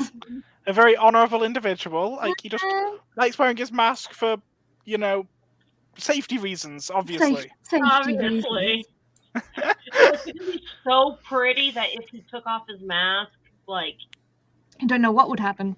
Yeah. yeah, He's the shining beacon of the guild's authority. Mhm, yeah. exactly. That's definitely Lucius. It's definitely Who not Marlowe anything else. real wants to strangle. So, I love Marlowe.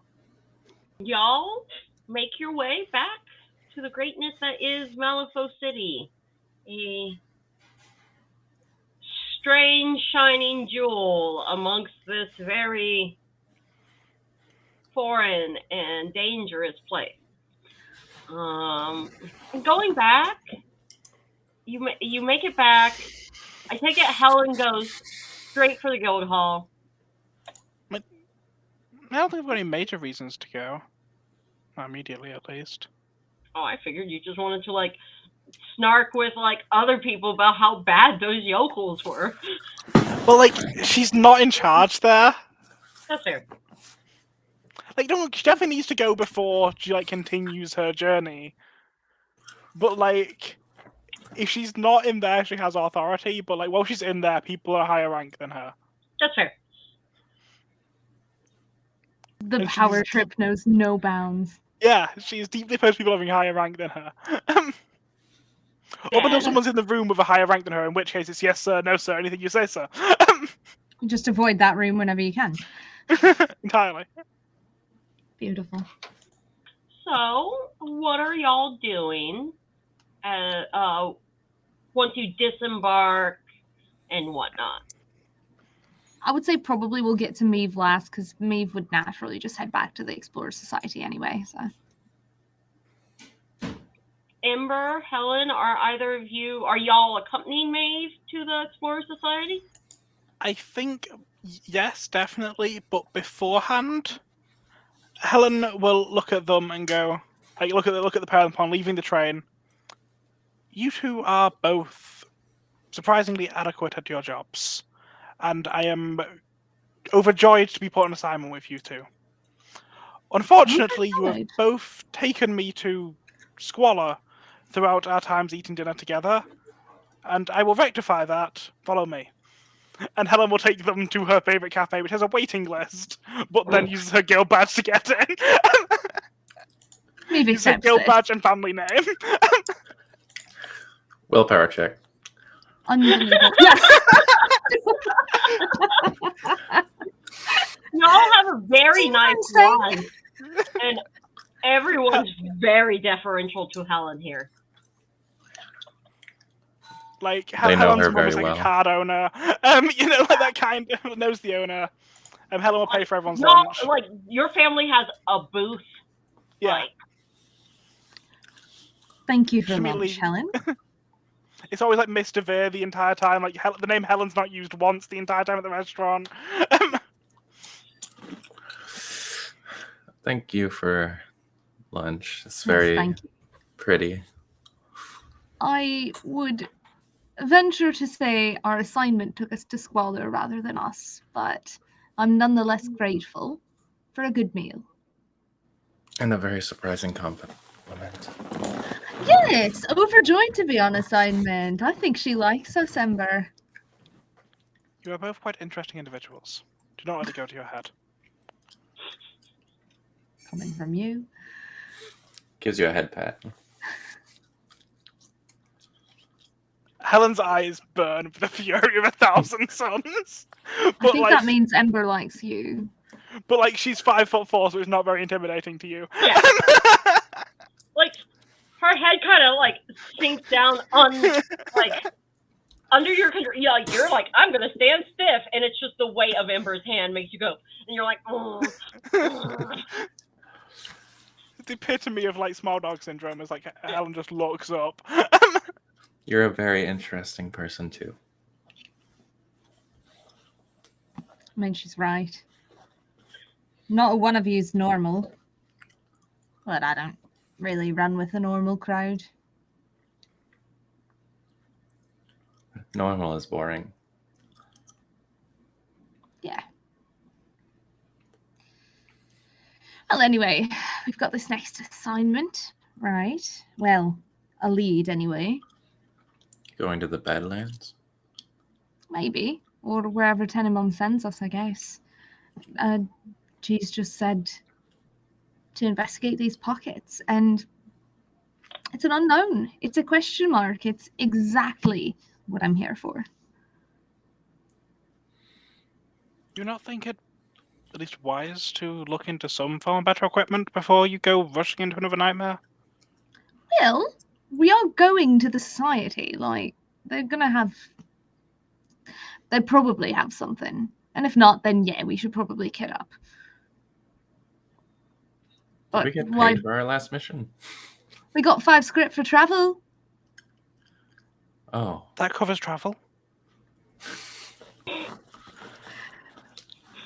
I do think there was some sort of agreement. We'll have to check to see that the payment's been rendered. But that can be done via letter writing. Which Helen loves to do. I will fill in the forms. So to the society then. All right. Y'all make it to the society, and bringing out my map. As this is home base for me, I politely request to know who's in. Or who we run into anyway. Yeah. There are people Maeve would avoid, is the undertone to this. Just a couple. So, the Malifaux Explorer Society headquarters is in the Southgate slums. Like right at the edge between that and the quarantine zone. Yeah. We take you to all the nice places, Helen. It is very close to where the Edgepoint station track leaves from Malifaux. So it's not super far from where y'all landed when you got back into the city. You go in, you see typical people who are there taking care of the day to day. You know, there's a young fella at the front desk who's, very friendly. It's like, hey, Maeve, how are you doing? It's been a little bit. Assignment, You check the mail room. There's a parcel from you, something about job completion. But yeah, what can I help you with today? Is Tenenbaum in? Oh yeah, Ink Fingers. Yeah, he's in. You gotta go downstairs. They've moved him again. Right. The smell of the ink and the printing stuff was getting a little too much for people, so they put him down. Go down to the sub basement. You know where the basement's the record storage and has some intimately familiar. storage? Yes. Well, you know how there's that they lifted it up after it flooded. Well, they cleared out the sub basement, and it's now mostly dry, and that's where he is. Oh, poor man. All right, thank you. I'll stop by the mail room. Shall we? Indeed, lead the way. We'll stop by the mailroom and pick up the parcel and probably just kind of look at it and kind of like hand it to Helen and be like, you can make sure that the contents are as specified. Helen pulls out legal documents from like her pocket that she's had on her standby. And then... Checks out. Perfect. Knew I picked the right one. All right, so into the dank. With all the smells in this forsaken place, the fact that they've picked on the ink is astounding to me, and is just going to lead them all the way to the sub-basement. As you go down, this place isn't so much damp, like he described, as humid. There is a surprising heat that seems to be coming off of something that seems to be some type of steam powered. And you are about halfway down the stairs between the basement and the sub-basement when this acrid smell just hits you in the face. I take back everything I said. That's horrendous. What is that? I'd like to point out he used to guard us, and now I'm here. You know, everyone serves a purpose in their level of society. Helen, just hold your breath. It's just gonna. As you get closer, the sound, like you heard some sound in the past, like while you were coming down, that sounded like a lot of like machinery. But this is like a very specific like clack clack clack clack clack clack clack, with a like the sound of gears. And as you walk in, and you see about 5 printing presses of different sizes. Some seem to be putting. One seems to be putting out. It's a smaller one, but it seems to be putting out Explorer Society like recruitment materials. You have a very large one that just seems to be putting out like maps of like Malifaux or the Badlands, just like generic ones that they might sell somewhere. And you see Christopher Tannenbaum standing over this print desk, both hands looking over. He's got reddish hair. I can actually bring his picture.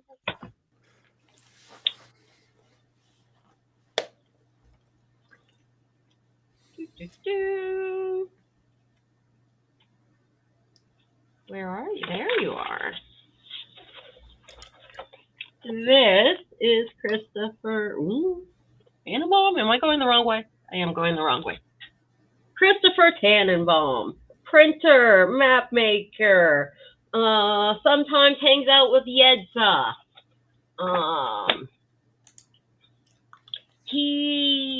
Things that just people know, especially you, me, being in the Explorer Society.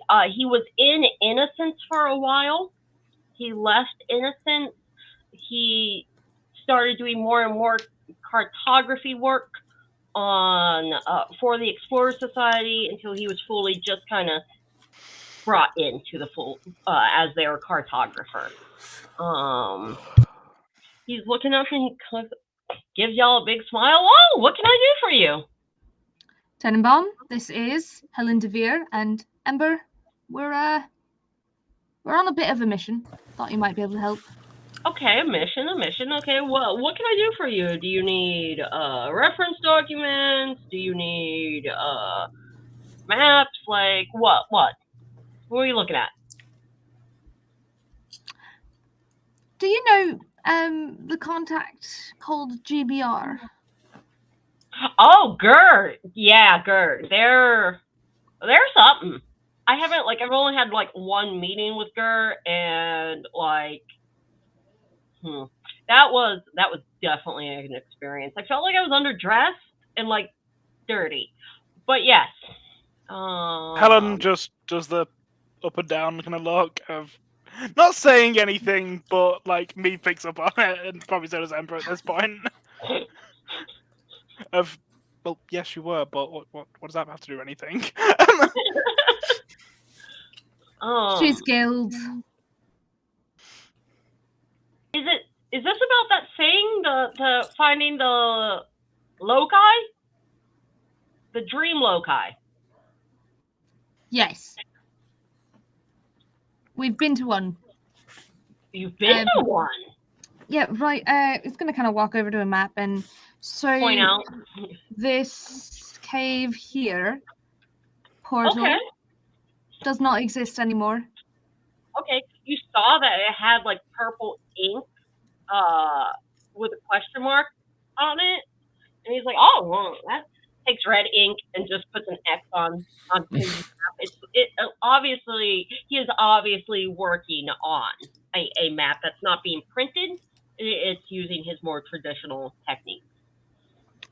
Haven't they devised any sort of ventilation? I mean, I know you're in the sub-basement, but it doesn't seem very healthy. They said the ventilation wasn't good enough upstairs. And the fumes sink. Right. So third floor was a little too much because it just kept sinking down the other floors. Can't go any lower here. Yeah. You get nose blind to it for a while. It's fine. I don't even smell it anymore. That As doesn't long as sound you're healthy. all right. It's fine. It's fine. Right. Well. What would you think would be the most reliable place to investigate next? What has the most support for being what we're looking for? Well, there's been some disappearances out in an area around Ampersand. That's where all those constructs live. Right. There's also something that's happening out at an area in the Badlands that does a tourney every year. Okay, so we've got Badlands, Tourney, and we've got Ampersand. Yeah. Disappearances in both places? Yeah. The one in the Badlands, weird. They've had whole automated contraptions disappear. Actually, Ember, Helen. I hear they're canceling the Badlands Invitational this year for it, or because of it. What do you two think? So, when we were talking Badlands, are we talking Crossholds? Are we talking Crossroads? Are we talking Innocence? So there's this place out. It's not as far out as Innocence. Okay. Make a history flip for me. That I can do. Just a second. Let me make sure I'm scrolling over the right deck now. There we go. Got it. Well, that's lovely. I might cheat that. Well, how is a 8? How is an 8? It's fine, actually. Okay. Because this is something that is a regular thing that's heard about, and it's put out through the Aethervox afterwards. Helen, you being guild connected, you'd know a bit. You've heard about it too, because amongst the guards, they put money on it every year. Every year they do something called the Badlands Invitational, which is where people make motorized vehicles, like inventors do, and then do a long race to see how they hold up. Winners usually get guild contracts for it, like for their inventions. So the fact that the guild is looking at turning off or canceling something that directs them or benefits them directly, it's a pretty big sign that like something bad's happening there. So it's not enough people gather there every year that it's not a unknown spot. There are places where people it's easy to find. Well, we could go north, or we could go see if we can save that invitational for your people, Helen. Badlands is definitely closer. That and admittedly, if we are looking into such endeavors, despite my own personal apprehensions about walking blindly into a nightmare realm, we could at least stop in to pick up some supplies on way. Let's talk to someone here. I'm sure someone can help us. It's okay. I'll keep you safe. I would like so many more supplies. I would like them too, but you don't have to worry. Are you gonna? Tannenbaum speaks up. Are you going to fill out requisition forms for an expedition? That'll get you just about anything you need. That's the plan. Are you handling that?